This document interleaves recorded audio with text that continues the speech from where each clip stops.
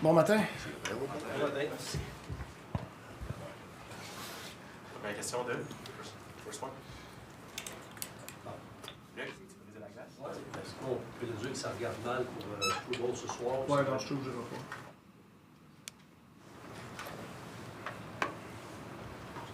Oui. Anthony. Salut Martin.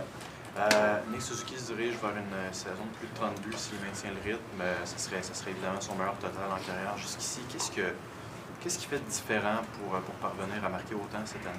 Ben, je pense que c'est juste une évolution d'un jeune joueur. Il a toujours eu cette capacité-là, mais faut toujours ça prend un petit peu de temps pour tout le monde. Moi, c'est une évolution. Il joue du très bon hockey. Il lit très bien le jeu. Ses touches sont bonnes. T'sais, il a beaucoup de confiance. C'est pas une chose, c'est une évolution d'un jeune joueur. Je suis juste curieux. Évidemment, il n'y a pas des tonnes d'entraîneurs québécois dans la Ligue nationale. C'est pas la première fois que tu en affrontes un non plus, mais est-ce qu'il y a quelque chose de spécial à se retrouver derrière le banc contre un homologue qui est né au Québec aussi? Y a-t-il quelque chose de particulier? Non, pas vraiment. C'est comique parce que j'ai vu coach Tourigny hier. Je marchais à Montréal, puis il m'a envoyé la main de l'autre bord de la rue. Puis il y avait une tuque, un chapeau, puis je ne l'ai pas reconnu tout de suite. Mais j'ai envoyé la main, puis là, je me réalisais que Colin, c'est coach Tourigny, fait que il a traversé la rue, puis on s'est jasé. C'était comique. On s'est partagé chacun nos défis. On s'est consolé un petit peu. Mais, tu sais, ils n'ont pas gagné en 12 games. Ouais, c'est ça. Fait que un de nous autres va être gagnant à soir. Merci. Brian, Herb, Arctic. Hi, Coach. You often describe about a system and building and a culture. And this time of the year, and obviously maybe a tough little stretch, but how much have you appreciated, the system and the guys and the play and how they've stuck together at this time of the season and kind of your vision going forward? What have you seen at this time of the year? No, it's been great, to be honest. And I know it's easy to get lost in the stress of a season and the ups and downs and, obviously the stretch we're on right now. But the group is very engaged. The group is very enthusiastic coming to the rink. They're workers. We had a great practice yesterday. And that's what I envision for the rest of the season. I think we're staying on task and to keep improving as a group, and that doesn't guarantee wins, but it gets us a step closer to what we're trying to build. Is that satisfying then for you when you see that? Oh yeah, Because for sure. And to me, I know the last few games we haven't won, but our play is very encouraging. Morning, Martin. Colin White, I know Colin White has some eye issues. Is he available tonight? Yeah. Okay. What did you know about him? What was your reaction when Kent told you that you were getting him, and what's your initial after 2 games? What are your any initial I didn't know thoughts? much about him, but you can see he's got some good tools. He's not going to necessarily beat you with his feet, but he's pretty intelligent on the ice, so, he's got a lot of poise. So what I've seen so far, I've liked. Are you surprised that a guy who went in the first round is on his 4th organization already? I don't know. It's a hard league. I have another question, but I got to follow up about your encounter with Tourigny downtown. When you say you were consoling each other, how does a consoling session go between two NHL coaches randomly meeting on I'm just bringing humor to a Tuesday morning. No details on that? we neither of us were crying. We did not hug each other. We talked about the challenges that the league brings, at different time for different reasons. And it was a great conversation. So I want to pick up on what you were talking to Brian about, just the last 5-game stretch from yesterday, saying that it's one of your better stretches or your best of the season. obviously aside from the score and aside from what you see with your eyes, what are some of the indicators to you when you say that, when you make that determination? What is it that you're seeing that leads to it? Just the way we look on the ice, you know, the balance we play with, the plays we make, the ozone time we get, the way we break out. Just, you know, we're very organized, and you know, hockey is the game happens like it's quick, like, and I say this because like, hockey is a game of mistakes or missed execution, where, you know, the context changes very quick. You're going on offense, bounce, puck, broke stick, whatever it is, and now it's going the other way. So for us, it's those moments, you know, that we have to be ready for what's next. And what's next happens very fast, you know. And I think as a young group, we're learning to take care of what's next, and that's the game of hockey right now. And you never know what that's going to be and when it's going to happen, you know, because we have good intentions, right? We're trying to make a play to the neutral zone, let's say, and we have numerical advantage on the other side of that, which, you know, I like that, you know, to try to make a play to get a 2-on-1, to try to make a play to get a breakaway. You know, I like those. I don't like trying to make a play to get a 3-on-3.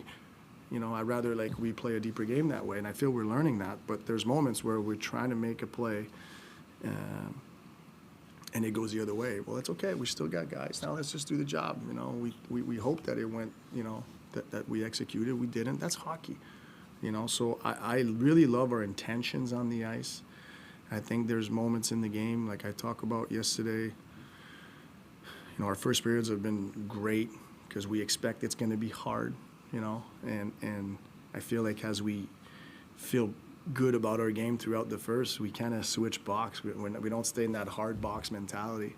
And that's just a little bit of growing and maturing as a team. But because I know when we're in the hard box, our details are higher, our risk management is better, you know, and we just got to try to stay in that box. Dernière question pour Stu et Martin McGuire. Marty, the future of this team, when you look at the defense, looks bright with the young guys you have here and the other ones that are coming up. Offense, so from the forward position, has been a problem with this team for a long time, long before you even got here. What gives you confidence moving forward with this rebuild that that's something that can be fixed?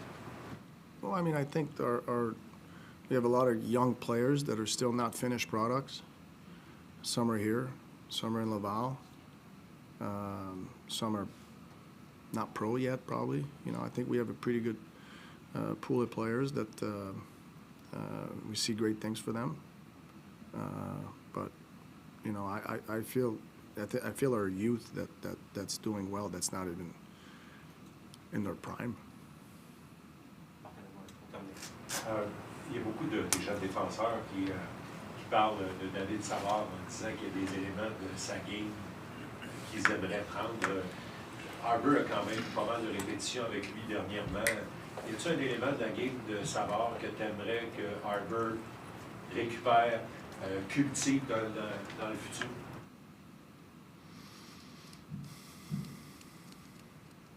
Ah, c'est sûr, sacrifier, bloquer des lancers. C'est pas comme je dis que Harbour il sacrifie pas. Savard bloque beaucoup de lancers, mais aussi il est très patient, poise. Calme, il est très calme. Avec la rondelle, il est calculé. Tu sais, comme il voit toute la glace. Il sait où ses joueurs sont. Il sait où que l'autre équipe allait aussi. Il est capable de calmer les choses. Et donc, Harbour peut récupérer au moins ça dans sa game, c'est ce que tu dis. Ben, s'il peut absorber un petit peu de sa calmeté. Son calme. Ouais, ça pourrait l'aider, tu sais. Mais Jacko et Savard, c'est pas les mêmes joueurs. Jacko, il joue avec plus de mobilité, puis il est plus rapide. Fait qu'il va une position, me donner plus de mise en échec. C'est pas que Savard n'est pas physique, mais c'est différent comment il fait ses affaires. Mais avec la rondelle, son calme, son intelligence de Savard, c'est bon, ce serait bon pour tous les défenseurs. Merci. OK, merci.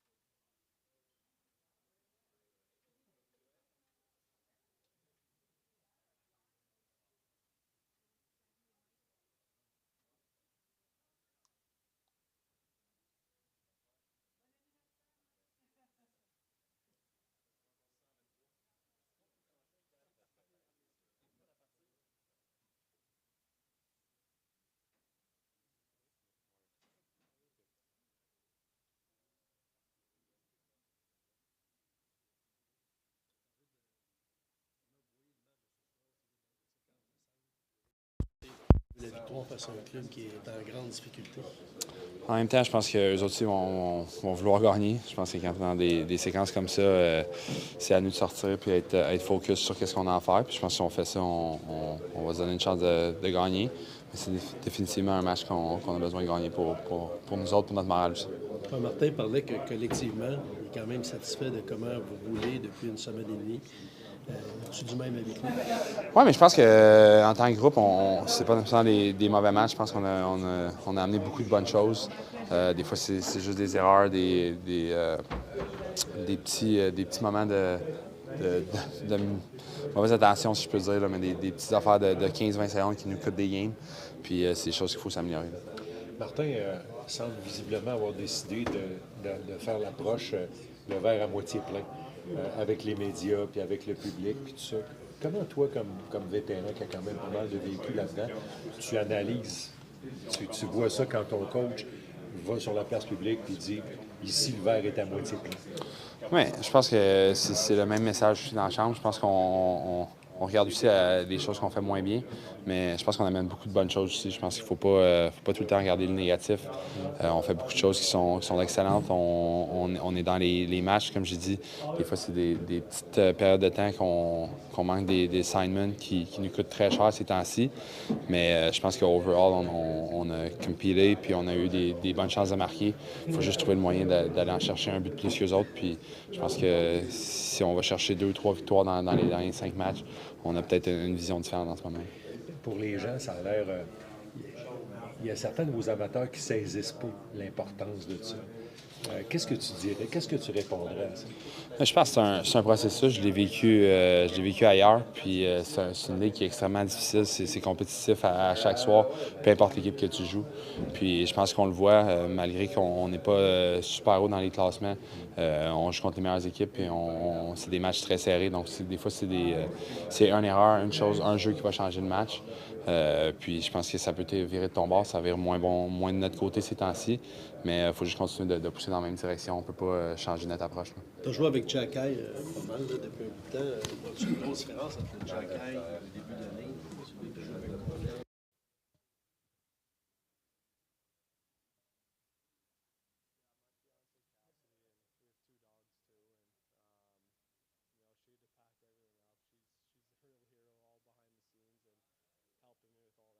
And I don't think I can thank her enough. And it's not always easy traveling with 2 dogs around too and things like that. But she's made it easy on me too, just allowing me to go play. And I think behind the scenes, that's the stuff that people don't see. And she's just always trying to help it and do the right thing. It's Cassidy with a C? C, yes. And has she joined you here?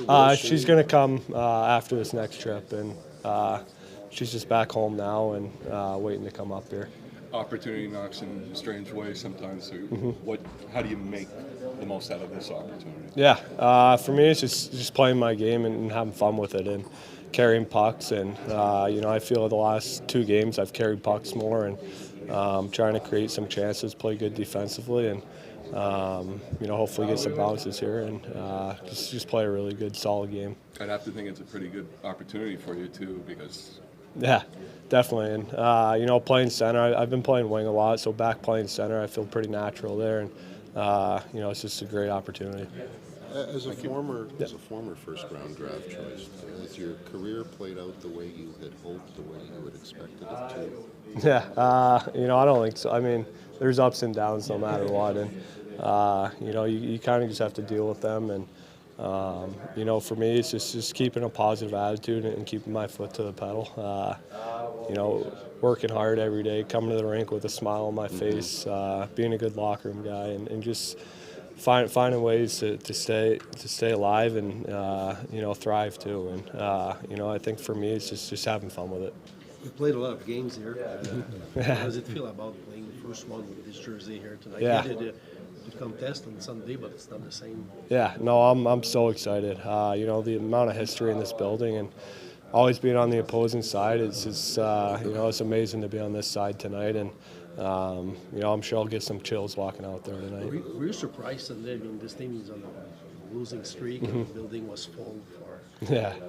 Yeah, it's amazing. I think the fans are surreal here. And, it's such a hockey city, and to be able to play in front of them tonight, it's just going to be such a special experience, and I'm really looking forward to it. We talked to Canadian kids about what it means to have the CH. You're a Boston guy, and there's probably no greater rivalry. Well, there's many rivalries, but Boston-Montreal is one of the great ones in this league. So, as a Boston guy, does this feel at all strange to you? Yeah, no. I think once you get to this level, I think you're just battling for the guys in the room, and you kind of put the past away and doing it for each other in the locker room. And I think this is a great group of guys, and it just feels they've already welcomed me so good, and it just feels natural here. But as a Boston guy, is it not incredible?